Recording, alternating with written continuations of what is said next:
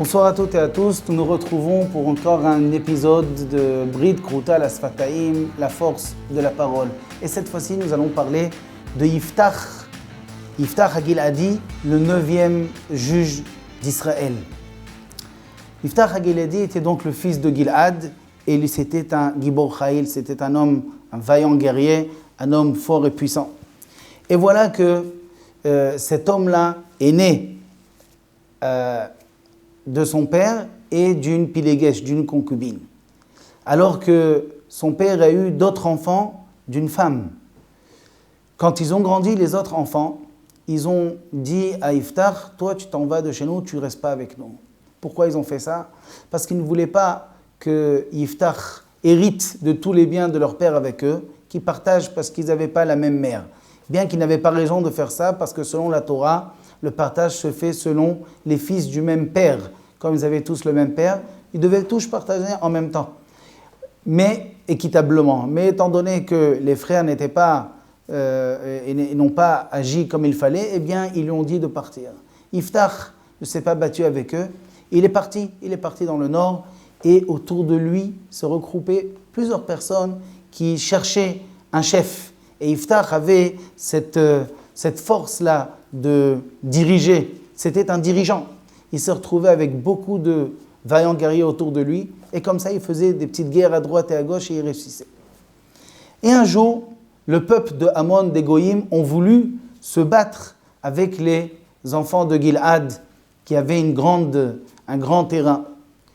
Et ils ont essayé de dialoguer, mais il n'y avait rien à faire. Ces Goïm-là voulaient attaquer et tout piller.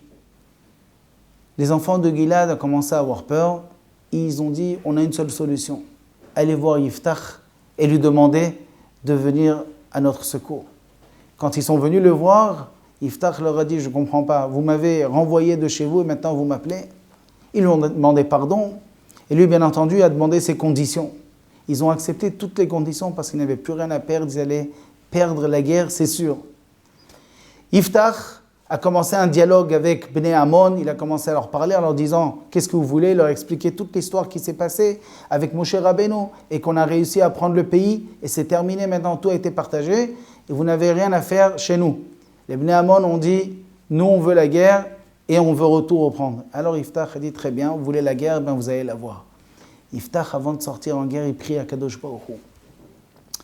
Il prie pour réussir sa guerre, mais à part sa prière, il a fait un neder, une sorte de serment bizarre. Et il a dit à Kadosh Baruch Hu, si je reviens en paix de cette guerre et que je gagne, eh bien, la première chose qui sort de chez moi, je te l'amène en sacrifice. Bien entendu, Yiftach pensait qu'il allait sortir un mouton qu'il avait à la maison. Et malheureusement, quand il est arrivé de la guerre, il a gagné la guerre. Mais quand il est arrivé, qui est sorti la première? Sa fille unique. Elle est sortie avec Toupi Mumprolot, elle a commencé à danser, à chanter vers son père, en lui disant Mazal Tov sur la réussite de la guerre. Et là, son père, quand il la voit, au lieu d'être content avec elle, eh bien, il a déchiré ses habits. Et il lui dit, j'ai juré que la première chose qui va sortir de chez moi, je l'amène en sacrifice. Il a commencé à pleurer, elle a pleuré avec lui. Et c'est ce qui s'est passé. Et dans le Midrash, il est demandé pourquoi ça s'est passé de cette manière. Et le Midrash nous dit que Yiftach HaGiladi n'était pas un Ben Torah, ce n'était pas quelqu'un qui étudiait la Torah. Et c'est la raison pour laquelle il a perdu sa fille. Pourquoi? Parce que quand il a fait ce neder-là, ce serment à Kadosh Baruch Hu, il s'est mis en colère contre lui. De dire la première chose qui sort, et s'il va sortir un petit chien ou un petit cochon, c'est ça que tu vas amener en sacrifice? C'est la raison pour laquelle il a été puni. Et de là, on apprend aussi que quelqu'un qui fait un neder, il doit faire attention de la manière dont il formule, dont il sort les choses de sa bouche. Il ne doit pas les dire de n'importe quelle manière. Le Midrash nous demande comment c'est possible qu'on n'a pas pu arranger cette histoire. Alors, à cette époque-là, il y avait Pinchas. Pinchas HaKohen HaGadol, qu'on connaît dans la Torah. Il était à cette époque de Yiftach HaGiladi. Pourquoi est-ce que Pinchas n'est pas venu lui expliquer qu'on peut faire sur ce genre de neder à Tarat Nedarim? Il aurait pu lui trouver ce qu'on appelle une ouverture en lui demandant si tu savais qu'au moment où tu as fait le serment, il allait se passer une chose pareille, tu aurais quand même fait le serment, il aurait dit c'est sûr que non. Maintenant, Yiftach, il ne connaissait pas la Torah, il ne savait pas qu'il y avait une possibilité d'ouverture. Il pensait qu'il était obligé de sacrifier sa fille. Pourquoi est-ce que Pinchas n'est pas venu? Le Midrash nous raconte que Pinchas a dit, moi je suis Kohen Gadol, fils de Kohen Gadol, c'est moi qui vais aller le voir, un homme pachout, un homme qui n'est pas de Torah. Et Yiftach, il a dit, mais moi, je suis le chef d'Israël, c'est moi qui vais aller le voir. Donc à cause de la ga'ava qu'il y avait, l'orgueil qu'il y avait ces deux personnes, eh bien, entre-temps, cette fille-là a dû mourir. Bien entendu, ces deux personnes ont été punies. Pinchas, il a perdu le Ruach HaKodesh, et Yiftach, il a eu une sorte de maladie de peau qui a fait en sorte que chaque période, il perdait un membre. Il a été enterré dans plusieurs endroits, étant donné que même vivant, il perdait des membres. Ça, c'était une punition que lui aussi a reçue. Et le Midrash raconte que Béhémet, quand il a voulu la sacrifier, elle lui a dit, je suis sorti avec joie à ta rencontre et toi, tu veux tu veux me tuer. Et ce Akadosh Baruch Hu, il veut qu'on amène des humains. Arrête, c'est marqué dans la Torah, Adam qui écrit Mikem, Mina Behema, Mina Bakar ou Mina Tzon. Un homme qui veut amener un sacrifice du menu bétail, du bétail, pas des gens. Et lui, Yiftach, il ne comprend pas, il lui dit, écoute, j'ai promis que je vais donner la première personne et je ne peux pas ne pas payer.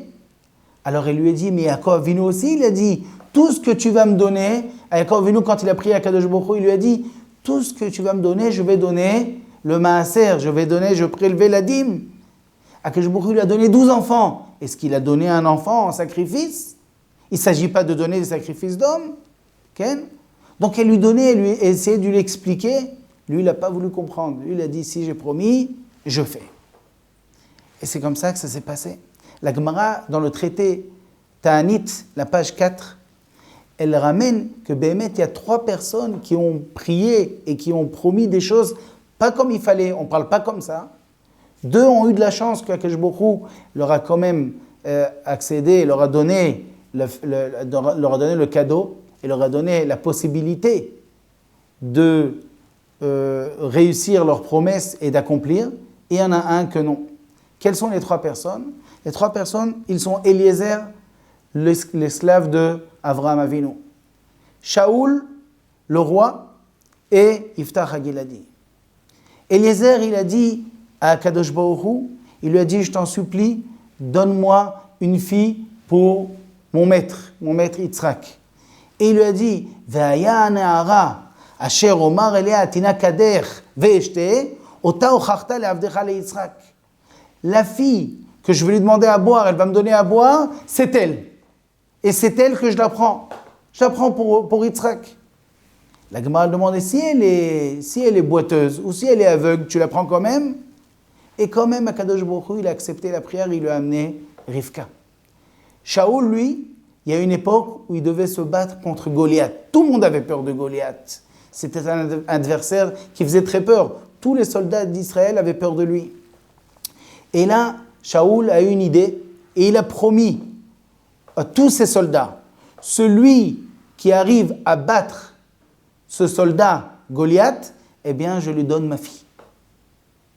Et si la personne qui va battre Goliath, c'est un esclave ou c'est un mamzer, eh bien, il va donner sa fille. Ça aussi, ce n'est pas une manière de parler. Mais là, Kadosh Baruch Hu, quand même, il a fait en sorte qu'il y a quelqu'un de bien qui a battu Goliath. Bien entendu, David Amelech, il a eu de la chance. Par contre, Yiftach HaGiladi, lui, il a promis qu'il va donner la première personne. Et là, lui n'a pas eu de chance. Et c'est qui est sorti, c'était sa fille qu'il a dû donner en sacrifice. De là, on voit combien une personne doit faire attention. Donc tout ce qu'elle dit, que ce soit une promesse, que ce soit une parole, quoi que ce soit, de ne pas dire des choses qui peuvent, chas v'shalom, mal tourner. Bonsoir et à la prochaine.